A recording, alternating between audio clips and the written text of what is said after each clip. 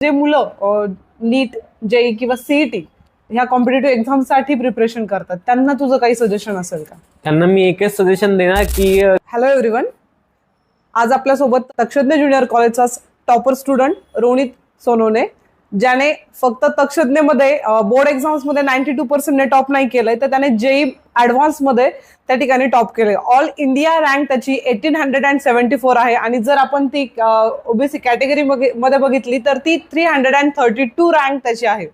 So first of all Ronit, तुझं मनापासून अभिनंदन की तू इतकं छान तुझी रँक त्या ठिकाणी आली आहे.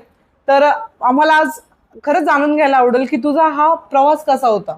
सपोज आज तुला तुझं ड्रीम त्या ठिकाणी अचीव झाल्यासारखं नक्कीच वाटत असणार आहे, तर तुझ्या ड्रीम बद्दल काय सांगशील तू, की तुझी ड्रीम काय होती नेमकं? मॅम, माझी जी ड्रीम होती ती 8th स्टँडर्ड पासून त्याचं स्टार्ट झाली. 8th स्टँडर्डमध्ये माझा लॉकडाऊन होता, त्यामुळे मी भरपूर गोष्टी घरी एक्सप्लोअर करू शकत होतो. त्यामुळे मग मला कोडिंगशी रिलेटेड किंवा काय बोलतो टेक्सशी रिलेटेड खूप क्युरिओसिटी निर्माण झाली. त्यानंतर मग मला कोणी सजेस्ट केलं की तू CS ब्रांचमध्ये इंजिनिअरिंग कर, मग तुला तर खूप काही शिकायला भेटेल.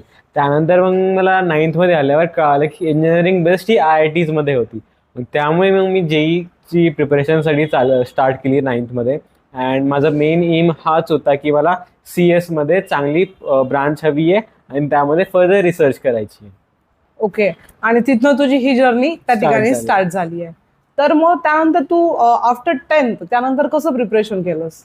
मॅम, आफ्टर 10th मी इकडे पुण्याला शिफ्ट झालो अँड मी हॉस्टेलवर होतो 2 years. त्यानंतर मग मी कोचिंगला डेली वगैरे जायचो अँड जे काही प्रॉब्लेम सॉल्विंग वगैरे जे पण काही स्टडी रिलेटेड होतं ते सर्व करायचो. टीचर्सने जे काही सांगितलं त्यांना ट्रस्ट करून वगैरे. त्यानंतर हे पण होतं की 12th माझ्याशी रिलेटेड एक ट्रॅजेडी झाली. 12th मला फार जास्ती सपोर्ट नाही भेटला माझ्या कोचिंगकडून. बिकॉज द थिंग इज की माझे जे कोचिंग होती ती फॉर सम रिझन, इंटरनल काही रिझन्समुळे ती बंद पडली. त्यामुळे मला 12thच्या फर्स्ट क्वार्टरमध्ये घरी यावं लागलं. त्यानंतर मग घरी येऊन मी ऑनलाईन यूट्यूबवरून प्रिपरेशन केली. सो त्यामुळे मला थोडं डिमोटिवेटेड होतो की अरे आपण तर घरी बसून करतोय, आपल्याला तर असिस्टन्स पण नाही आहे कोचिंगचा. तो एक स्ट्रगलवाला पिरियड होता माझ्यासाठी.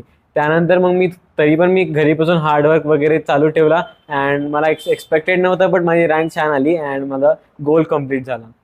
मग तुला असा पॉइंट आला का तुझ्या लाईफमध्ये की तुला वाटलं की आता कोचिंग पण नाहीये, प्रॉपर गायडन्स कुणाचं नाहीये, तर मग तुला कोणत्या पॉइंटने पुन्हा मोटिवेट झाला तू आणि पुन्हा तू स्टडीकडे वळाला? कारण की मी बघितलंय मुलं डिप्रेस झाले की लवकर त्या डिप्रेशन मधनं बाहेर येणं त्यांना पॉसिबल होत नाही.